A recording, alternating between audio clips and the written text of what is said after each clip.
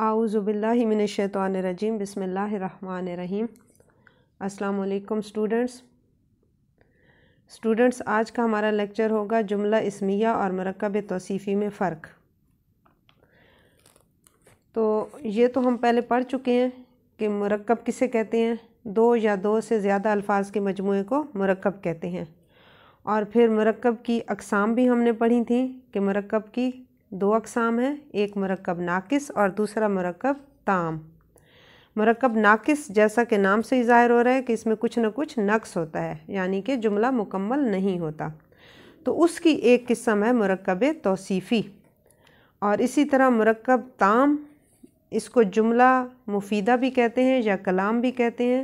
और इसके नाम से ही ज़ाहिर हो रहा है कि जुमला मतलब ये है कि इसमें बात मुकम्मल होती है, एक जुमला मुकम्मल तौर पर अपना मफ़हूम वाज़े करता है।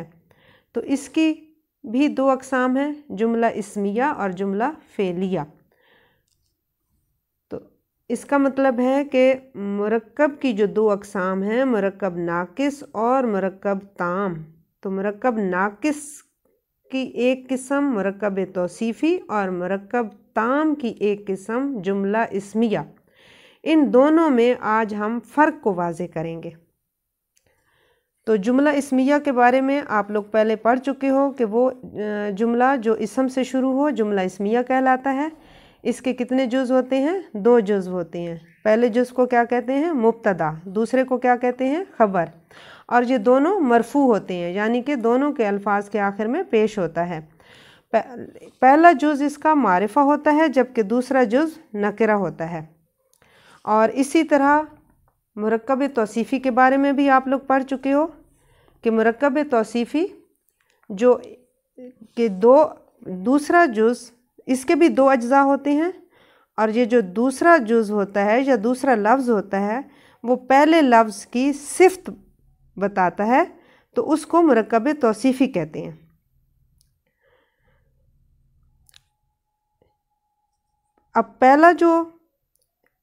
अब जुमला इस्मिया, इसके भी दो अज्ज़ा हो गए। पहला जुज़ मुब्तदा कहलाता है, दूसरा जुज़ ख़बर कहलाता है। और इसी तरह मुरक्कब तौसीफ़ी, इसके भी दो अज्ज़ा हो गए, सिफ़त और मौसूफ़। पहला मौसूफ़ और दूसरा सिफ़त, उसकी सिफ़त होती है। पहला जुज़ मौसूफ़ होता है और दूसरा जुज़ जो होता है वो उसकी सिफ़त होती है।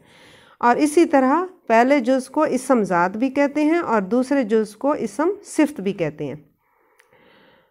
तो ये दोनों, जैसा कि जुमला इस्मिया दोनों मरफ़ू थे और दोनों में से एक मारफ़ा होता है और दूसरा नकरा होता है, तो मुरक्कब तौसीफ़ी में या तो ये दोनों अज्ज़ा मारिफ़ा होते हैं या ये दोनों अज्ज़ा नकरा होते हैं।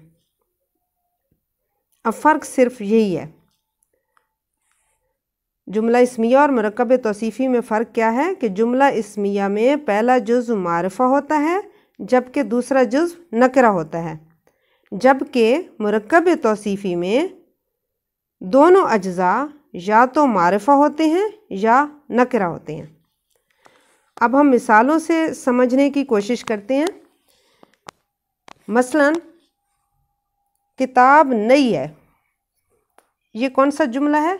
मुकम्मल जुमला है, जुमला इस्मिया। किताब नई है, यानी कि किताब मुब्तदा है और नई है उसकी ख़बर है। किताब की ख़बर दी जा रही है, किताब के बारे में ख़बर दी जा रही है कि वो नई है, किताब नई है। अब मुरक्कब तौसीफ़ी में जो है वो क्या होता है कि मौसूफ़ की सिफ़त बयान की जाती है। मसलन अब इसमें मौसूफ़ क्या हुआ? किताब। और उसकी सिफ़त क्या बयान की गई है कि वो नई है, नई किताब। अब फ़र्क क्या नज़र आ रहा है कि किताब नई है, ये जुमला मुकम्मल है, और मुरक्कब तौसीफ़ी में नई किताब, अल्फाज तो दो हैं, सिफ़त और मौसूफ़, लेकिन जुमला मुकम्मल नहीं है, कुछ न कुछ नक़्स ज़रूर है।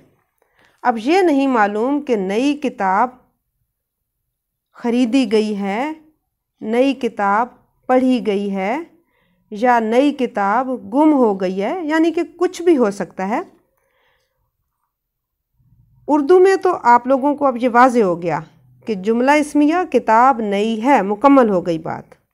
मस्जिद खूबसूरत है, आदमी नेक है, कलम छोटा है, सबक आसान है।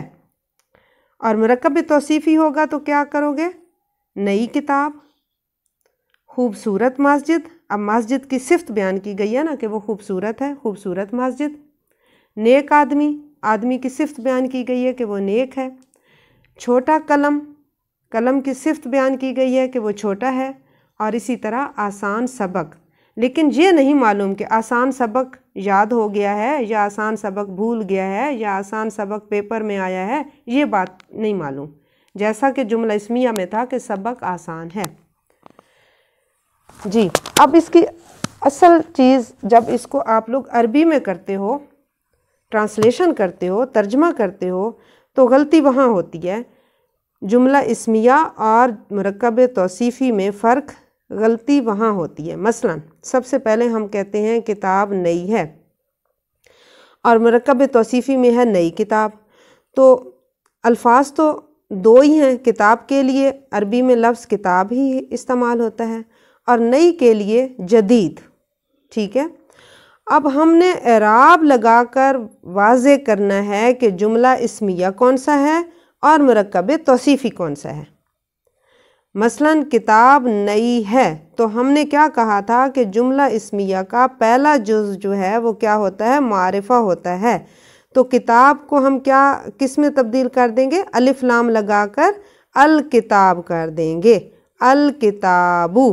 तो अब अल किताबुन तो नहीं आएगा ना, क्योंकि तनवीन जब अलिफ लाम लगता है तो तनवीन नहीं लगती, तनवीन सिर्फ नकिरा में लगती है, यानी कि किताबुन।